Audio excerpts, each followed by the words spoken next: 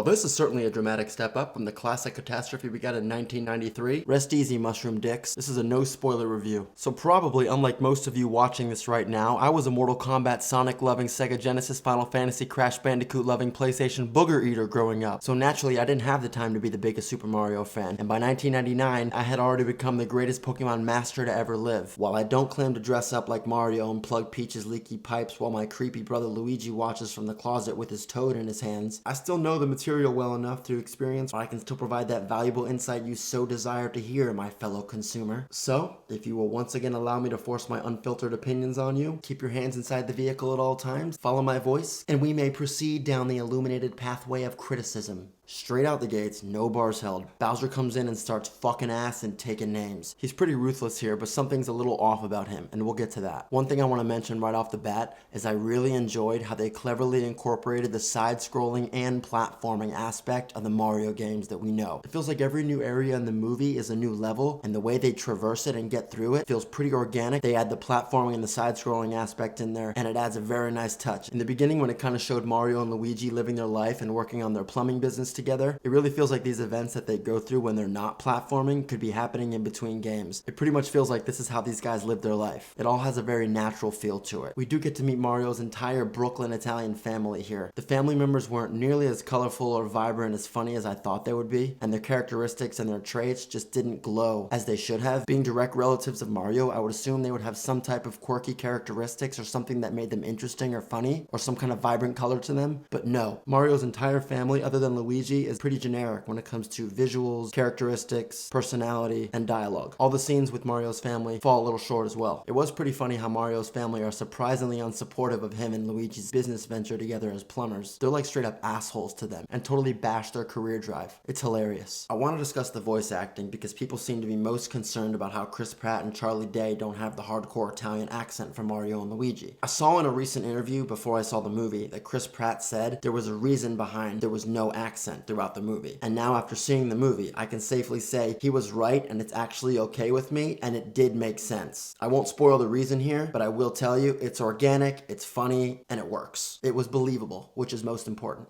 Now let's talk about Peach. Oh, Peach. Unfortunately, Peach is a Mary Sue and is so overpowered here. She puts in no effort for anything and she's automatically amazing at everything. She knows everything and she kicks more ass than Trinity in the Matrix. And this broad could never be the damsel in distress that we know her to be. That's actually Luigi's role here. Her backstory is especially barren. It kind of starts off decent by introducing how she got there, but then it kind of falls flat by not really providing much more information. And it just kind of talks about how she's there in Mushroom Kingdom ruling everything without really a reason as to why she's there. You're just kind of meant to accept it. Luckily, Peach doesn't steal the spotlight from her male co-star as much as your typical Mary Sue would. Jack Black as Bowser. Jack Black is pretty great here, but all I will say here about Bowser is that he's not fully himself here. It kind of feels like the writers didn't really know which direction to take Bowser's character, and I'm not really the most thrilled about what they actually did to him. Jack Black definitely had a strong influence on Bowser's character and the way he was molded and the way he turned out. You can personally tell me down in the comments how you feel about Bowser's new improvements after you watch it. Toad is the comic relief here, and he's not as annoying as I thought he would be in a Mario movie. However, he kind of loses his role as the comic relief when Donkey Kong shows up because he seriously steals the show. Speaking of DK, Seth Rogen absolutely nails it here.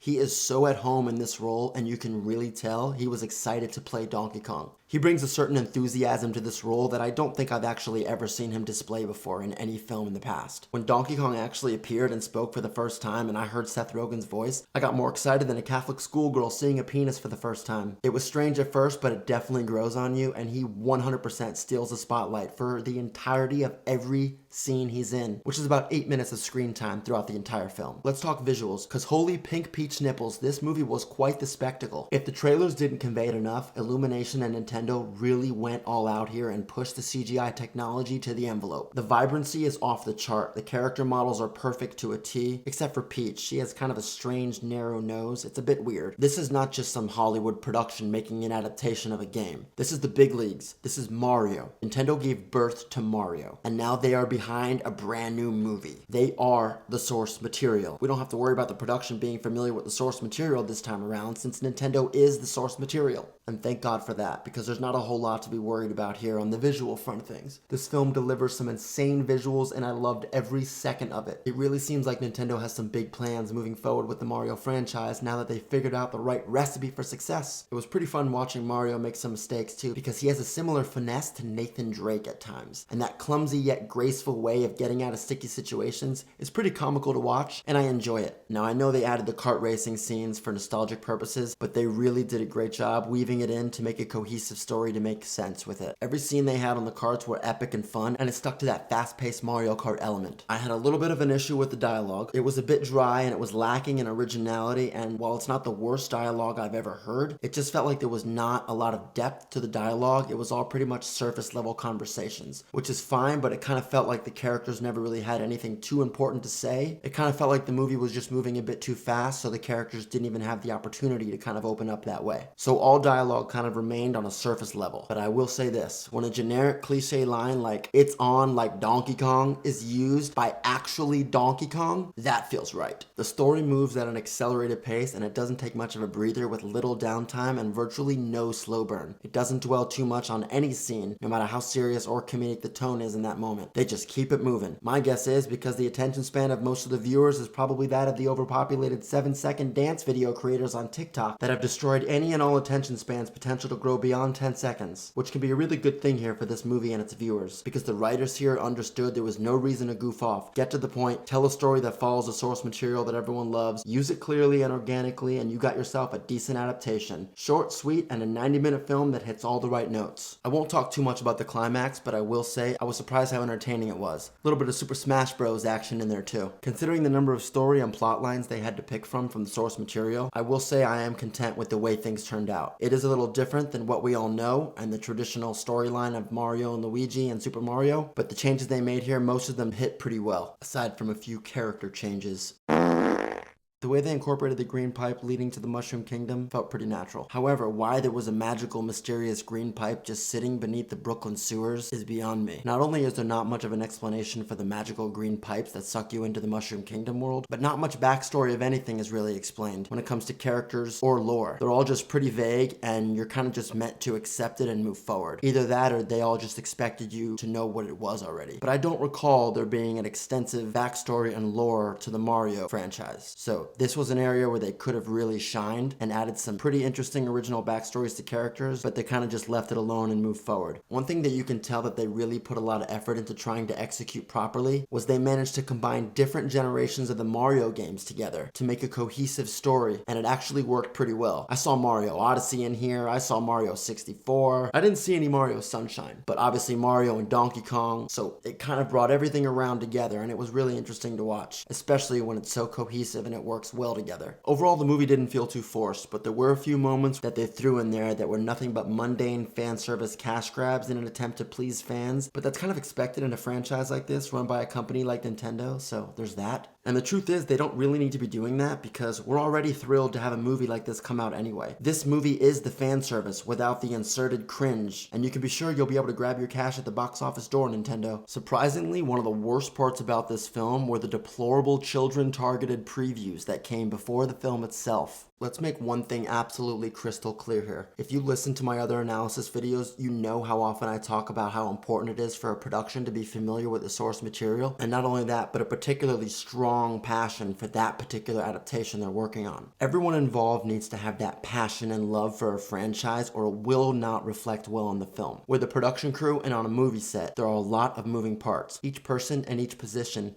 is vital, like a gear or a cog in an otherwise enormous machine. If one gear is acting up and not working properly, which then affects the other gears around that, and so on, effectively slowing down the efficiency of the project, eventually bringing it to a complete halt. Or in this case, we get terrible adaptations like Uncharted, Assassin's Creed, Street Fighter, and even worse TV shows like Halo and Resident Evil. As the billion-dollar video game industry rises to the caliber of movies and TV, and possibly even exceeds that soon, only now are things starting to really change, thanks to The Last of Us. Now productions are really going to start mirroring and almost copy and paste exact scenes from video games, from dialogue to scenes, in their respected adaptation. Now it will start to happen even more and more over the next decade, leaving us with true adaptations, but it does take time, so give us time. This is a movie where they use the source material to their advantage in so many different organic ways. As they end this movie and set up the story here to leave you wanting for more, no doubt they're hoping lightning strikes twice in a sequel, and it seems like it might. This is a true adaptation, and a glimmer of hope. Alright, well the video's over, so until next time I guess. Bye for now.